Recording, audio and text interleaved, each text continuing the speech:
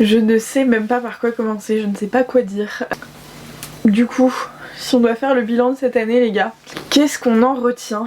Je crois que vous pouvez pas imaginer à quel point j'ai hâte que cette année se termine. Mais vraiment, vraiment, vraiment. A priori, ça aurait dû, sur le papier, être la plus belle année de ma vie, je pense. Des tonnes de projets, comme j'ai des tonnes de boutons à l'heure actuelle, plein de choses en tête, plein de nouvelles choses. L'idée c'était de tout changer pour se rapprocher un peu plus de ce qu'on avait envie de faire.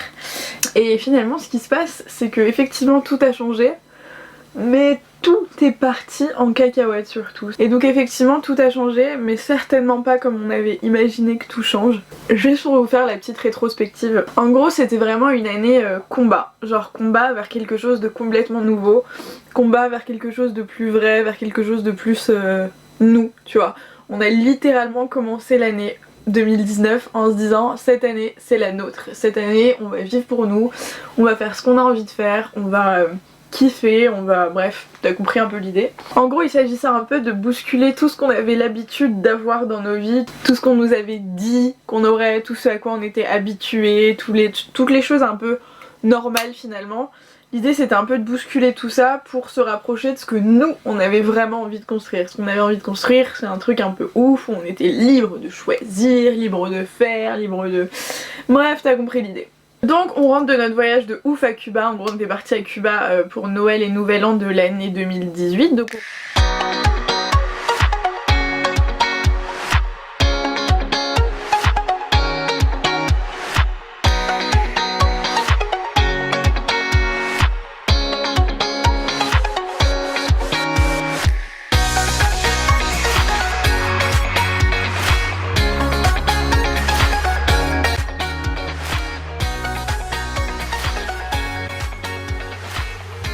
on rentre à Paris vraiment quand genre début janvier 2019 et on rentre avec du coup des rêves plein la tête, on était trop bien, trop ressourcés, tout ce que tu veux, en mode ouf on a vécu une chouette fin d'année et du coup l'année commence bien. Et là si vous avez suivi la chaîne, tout ce que je vais vous dire vous le savez déjà et ça va être le moment de savoir si vous suivez ou pas. Et on se dit ok on arrive fin janvier et là on a l'idée de notre life, on veut développer notre marque de combinaisons pour femmes. On va arrêter de faire durer ce suspense plus longtemps et...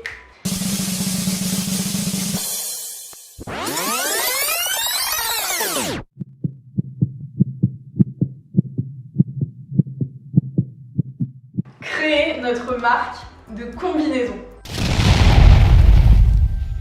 Donc on vous a rajouté un petit prototype juste ici, c'est pas du tout le modèle def, il manque plein de détails, vous allez voir, on n'a pas du tout terminé le projet. La marque s'appelle She is Wild. She is Wild. Parce que moi c'est mon monoproduit de vêtements préféré, que j'adore ça, que j'en porte tout le temps et que je ne connais pas d'acteurs sur le marché qui fassent ça de manière relativement... abordable pour de l'artisanat, je parle en mode pas Zara, Shein, toutes les conneries comme ça quoi. Donc on se lance là-dedans et c'est vraiment, enfin je sais pas si vous vous rendez compte mais je vous invite à regarder les vidéos qu'on a faites sur le sujet de l'entrepreneuriat, genre ce que ça impliquait et tout, mais c'est vraiment genre l'aventure notre life quoi, c'est on travaille comme des oufs sachant qu'on avait en parallèle nos jobs. Moi j'avais du coup mon travail en tant que responsable média dans une énormissime boîte française et en parallèle YouTube, donc en gros je cumulais 3 jobs et mon copain, la personne que vous connaissez, que vous avez déjà vu, cumule 2 jobs. Donc on est en train de monter tout ça, en parallèle on doit démissionner, donc c'est très galère hein, mais en même temps c'est ce qu'on a voulu, donc jusque là tout va bien, on est même motivé de le faire et on trouve une nouvelle raison un peu de vivre quoi, enfin je sais pas trop comment vous expliquer.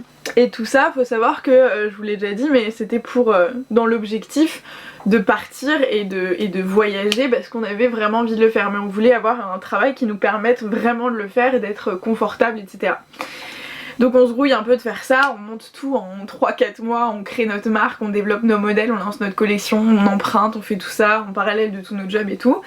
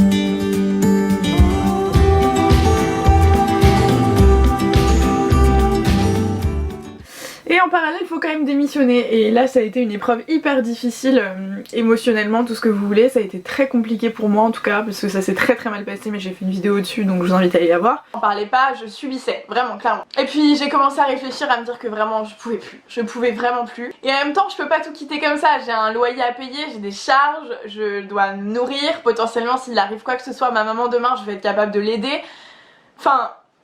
l'argent quoi, je peux pas, et puis enfin qu'est-ce que je vais faire, tu vois ce que je veux dire, je ne peux pas, même s'il y a YouTube à côté, YouTube c'est hyper instable, je sais pas si demain ça fonctionnera toujours, je pouvais pas me le permettre. Et puis en fait à un moment je me suis commencé à me dire, en fait Karine tout ça c'est très bien, mais ça te ressemble absolument pas de réfléchir comme ça, c'est à dire que t'es la première personne à dire que la vie est courte et qu'il faut en profiter, et tu te dis quand même je vais aller me niquer la santé quitte à me niquer ma vie, pour quelque chose qui ne me plaît pas et pour de l'argent. Mais bon, c'est pas grave, tu vois, on continue, on se dit non mais ça fait partie du truc, donc on peut pas avoir le beurre, l'argent du beurre et tout ce que tu veux avec, donc on s'accroche, on s'accroche, on s'accroche. Au-delà du fait que ce soit hyper éprouvant, physiquement, émotionnellement, tout ce que tu veux, c'est quand même hyper stimulant. On alterne entre Paris et Tunis, on passe notre vie dans les avions, notre vie dans les cafés à travailler, on dort pas vraiment, bref. Mais c'est hyper kiffant. Finalement je démissionne, mais on a quelques galères liées au début de l'activité, mais c'est normal je pense, chaque début de nouvelle aventure est confronté à son lot de merdasse. Et ça commence à être vraiment éprouvant. Si vous me suivez sur Instagram, vous suivez toutes ces aventures en direct, ça a été compliqué, on a eu des galères avec la douane, des trucs, mais bon, soit ça fait vraiment partie du truc, sur le coup tu le vis super mal, comme si c'était le pire truc qui puisse arriver, puis 2 semaines après tu relativises et voilà, mais donc c'est normal, ça fait partie du truc. Finalement le début de l'aventure se passe super bien, vous êtes nombreuses à nous faire confiance, à commander nos combinaisons, on reçoit vos photos, c'est génial, on est vraiment genre en mode goal de life, c'est bon, c'est lancé, manque plus qu'on continue de travailler, sauf qu'en fait on s'était tellement épuisé à faire tout ça d'un coup qu'arrive le moment où ça y est c'est lancé et on n'a plus aucune énergie. Malgré tout on part pas vraiment l'été, on continue de bosser, on enchaîne plein de trucs parce qu'on a vraiment pour projet de partir, donc on veut faire le max de trucs qu'on puisse faire avant. On fait le salon du textile Who's Next, un truc de ouf, si jamais vous ne connaissez pas du tout ce milieu, c'est vraiment un salon goal de life de faire ça, même pas un an après le début de notre création, ça faisait quoi, ça faisait 4 mois qu'on était lancé, 3 mois même, et on a un stand sur le salon Who's Next où t'as des grandes marques, enfin des trucs, bref, c'était lunaire. Ensuite on enchaîne 2 jours après avec un pop-up store à Paris pendant 1 semaine, bref, tout ça c'est un peu lunaire pour nous. En parallèle YouTube se développe, tout se passe très bien et tout. Commence un peu à se perdre dans notre histoire. On commence à se perdre dans notre histoire, mais il y a un seul truc qui nous ramène un peu à la réalité et qui nous raccroche à ce qu'on a envie de faire. Donc je vous l'avais déjà dit dans une vidéo, en gros on partait à l'ESL qui est un institut pour apprendre des langues à l'étranger en Australie. C'était le rêve de notre life, en mode on se barre, on quitte tout, on se barre. Donc on avait notre billet, notre date, on partait le 1er novembre pour partir en Australie tous les deux. On part le 1er novembre, donc là quand je vous filme, on est le 13 ou 14 septembre, donc on part dans 1 mois et demi en Australie pour une durée indéterminée. Et donc on a quitté, on a tout fait en conséquence quoi. On a posé notre préavis, sachant que j'avais pris mon appart à Paris, même pile poil 1 an plus tôt. Donc c'était quand même assez récent, enfin tout s'est fait très vite. Et là, fin septembre, donc on commence un peu à... Vraiment, on était, quand je vous dis épuisé, c'était comme si on avait taffé pendant 10 ans non-stop quoi. Mais vraiment, c'était un ressenti très bizarre, donc on était plus trop excités, on était juste épuisés. On kiffait plus grand chose quoi. Mais on se dit c'est pas grave, on sait qu'on a fait tout ça pour une bonne raison, on part dans 1 mois, tout va bien se passer. Là, petite mésaventure, je pars... faire ma dernière séance d'épilation à la lumière pulsée et je me fais littéralement brûler les 3 zones, donc les aisselles, le maillot et les jambes. État, genre des cloques toutes rouges, violettes, gonflées, enfin horrible. Je vous mettrai la séquence que j'ai fait pour vous expliquer tout ça et quand je vous montre. Les copines, le centre me répond pas, j'ai fait une réaction ce matin et c'est assez catastrophique, ça me brûle de ouf, genre là, enfin je sentais rien dans le centre, genre les douleurs habituelles, et quand je suis sortie, mon dieu mais l'horreur dans le métro, j'ai failli crever, hurler, littéralement je vous dis, c'est horrible, ça me brûle, ça me lance, c'est gonflé, c'est atroce, ça me fait trop mal. Donc en attendant la réponse du centre, je vais essayer de les joindre, j'essaie de leur envoyer un mail. S'il y en a une dans l'assemblée qui bosse n'importe où, en centre, en institut, en pharmacie, qui est médecin, qui peut me dire quoi faire avec des brûlures, genre suite à une épilation, une séance d'épilation définitive, c'est horrible, c'est brûlé, c'est gonflé, ça me fait trop mal, trop mal. C'est super, je comprends pas trop parce que genre sur le coup j'avais pas mal plus que... Je suis désolée mais ça me fait vraiment mal, genre. Sur le coup j'avais pas mal plus que ça. Enfin genre comme d'hab quoi. Et là, en sortant, genre 5 minutes après, ça commence à me brûler de ouf. Mais je me dis juste genre, c'est la... Non mais vous voyez là ce que ça a fait du coup, comme une vraie cloque genre. Enfin vous voyez un truc assez grave, même très très grave, qui m'a fait bien souffrir sa race et qui m'a laissé encore aujourd'hui, ça fait 2-3 mois et autant vous dire que c'est exactement comme si c'était hier, il y a juste les croûtes qui sont tombées, sinon c'est une catastrophe. Donc j'ai pas le droit de m'exposer au soleil, évidemment. Pendant un bon moment, un bon 6 mois, 1 an. Problème, on part en Australie, comment on fait ? On se dit ok c'est pas grave, mais bon on veut quand même reporter parce que tout se passe très très vite. On se dit c'est un petit signe du destin, on préfère juste être sûr qu'il n'y a pas non plus de danger de trucs, en parallèle il y a des trucs administratifs et tout, donc on annule le voyage, sauf que, on reporte le voyage, sauf que le problème c'est que on a lâché notre appart, qu'on a tout fait en conséquence et tout, et qu'on est vraiment à bout de souffle, on est fatigué, c'est comme si on vous projetait une carotte, tu vois, en mode vas-y avance, viens, tu vas la manger. Mais bon, on se dit c'est pas grave, on s'accroche, c'est pour une raison, même si je vous avoue j'étais un peu down, on se dit ok fine, c'est pas maintenant mais ce sera bientôt.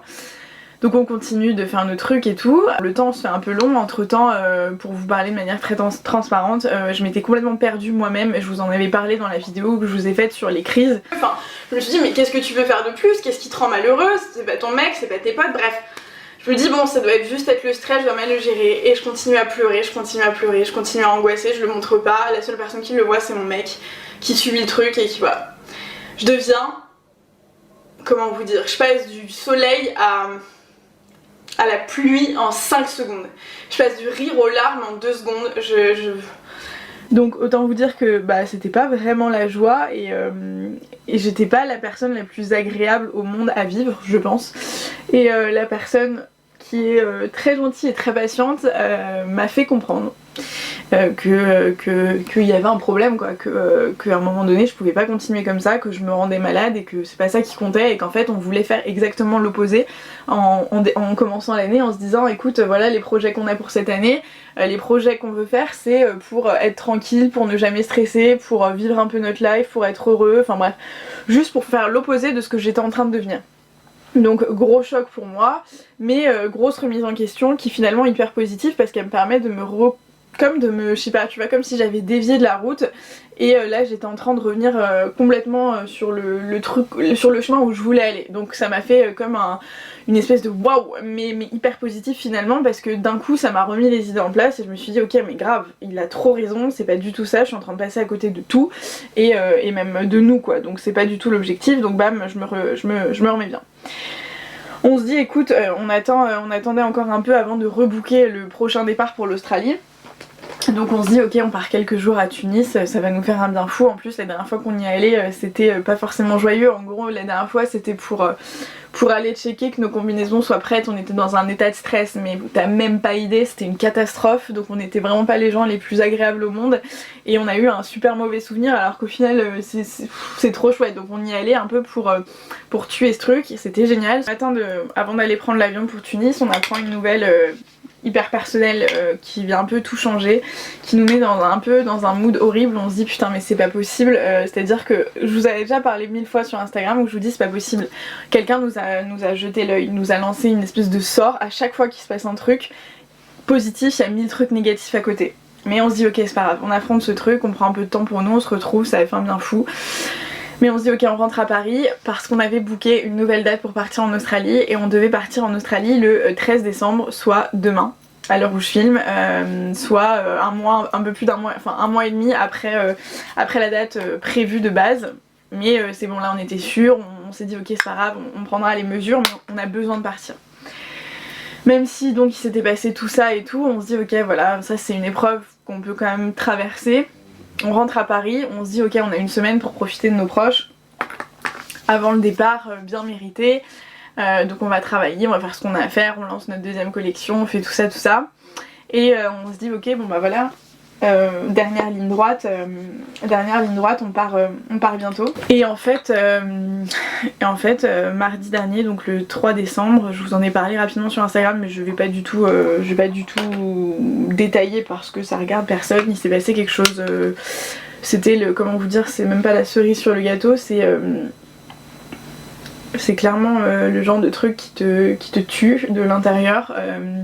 Il se passait quelque chose de vraiment pas chouette qui fait qu'on a tout de suite tout annulé et qui fait que du coup depuis ce jour-là j'essaye de donner toute ma force à mes proches, à la personne particulièrement, et que du coup tout est chamboulé de nouveau et que l'année ne pouvait pas, comment vous dire, ça ne pouvait pas être pire, littéralement. C'est à dire que, donc je vous ai dit, j'aime pas trop détailler les trucs, j'ai mis beaucoup de temps à vous parler de mon papa qui était décédé quand j'avais 15 ans. J'ai beaucoup de trucs à vous... parce que sur ma chaîne et sur Instagram j'ai envie de vous parler de trucs positifs, que je fais le choix d'être là, et que ce que j'ai envie de vous montrer c'est que des trucs cool, et que les moments down, je vous en parle quand il y a quelque chose de constructif à dire, quand ça peut vous aider, mais sinon je vois pas trop l'intérêt de le faire, honnêtement. Très concrètement ça n'aide personne, donc aucun intérêt de le faire. Mais j'avais malgré tout besoin de faire cette vidéo un peu bilan pour tirer une conclusion sur cette année qui en fait devait du coup être la meilleure année de nos vies. Quand on l'a commencé on s'est dit ok ça va être une année de dingue, on va juste en gros réaliser nos rêves, et en fait enfin moi je pense que c'est la deuxième pire année de ma vie. Dans le sens où je me suis complètement laissée absorbée par tous ces projets au détriment de mon propre bonheur en fait. Enfin je me suis complètement trompée de combat, même si je suis hyper contente de tout ce qui s'est passé sur le fond, enfin de tout ce qu'on a réussi à faire. C'est génial d'un point de vue professionnel, c'est un accomplissement énorme et je suis hyper fière. D'un point de vue personnel c'était clairement pas le bonheur, donc c'est là où aussi il y a eu une prise de conscience où on s'est dit en fait oui c'est un moyen d'atteindre ce qu'on a envie d'atteindre, mais en fait ça c'est pas ça qui te rend heureux, c'est des trucs beaucoup plus profonds. Et autant vous dire que l'année qui se termine comme ça, donc aussi tragiquement, aussi durement, c'est juste... je sais pas comment le prendre en fait, je sais pas si c'est vraiment parce qu'on a juste l'œil ou si c'est parce qu'on avait des leçons à tirer.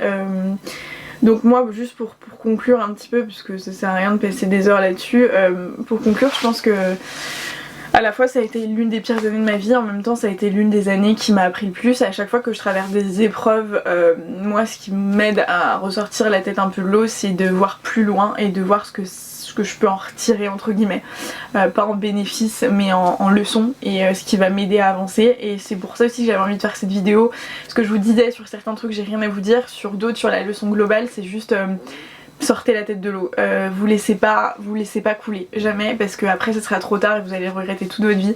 Il y a des trucs, t'as l'impression que tu vas jamais pouvoir survivre. Littéralement, il y a des trucs où tu te dis non mais ça c'est l'épreuve de trop, je peux pas, je vais tout envoyer bouler.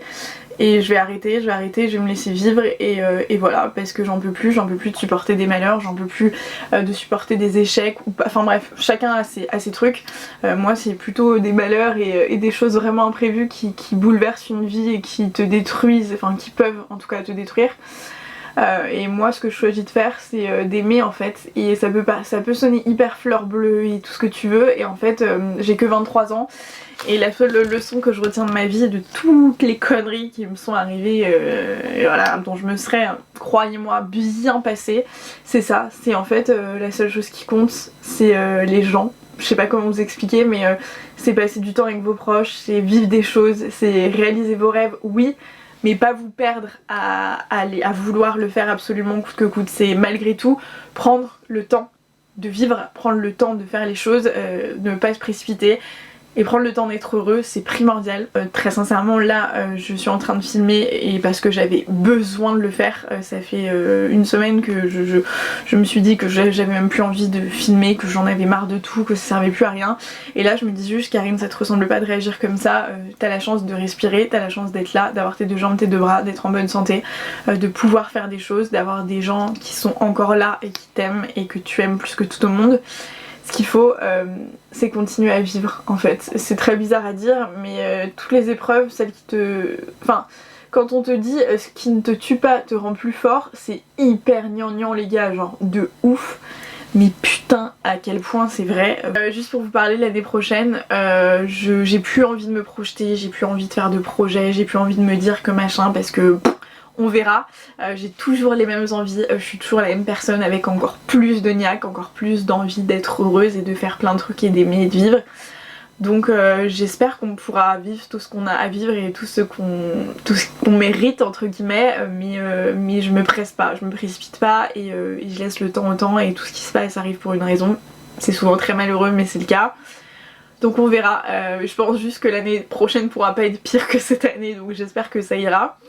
Mais voilà, je croise les doigts, malgré tout j'essaye de ressortir de là avec le sourire, et je pense qu'on devrait tous réagir comme ça. C'est une vraie preuve de force entre guillemets et d'amour pour je sais pas, si vous perdez quelqu'un, ou si vous perdez vous-même, ou si vous avez l'impression d'avoir perdu votre temps à quelque chose. Bref, c'est une preuve de genre vous remontez la pente et ça va aller, et il faut que ça aille parce que vous êtes là et que vous avez la chance d'être là, donc les gars, vivez quoi. Je vous souhaite le meilleur en tout cas pour cette fin d'année, pour l'année prochaine, pour votre vie de manière générale. Vivez à fond et soyez heureux, et je vous laisse et je vous retrouve très vite pour une vidéo habituelle, beaucoup plus joyeuse, beaucoup plus futile, juste pour vous changer les idées.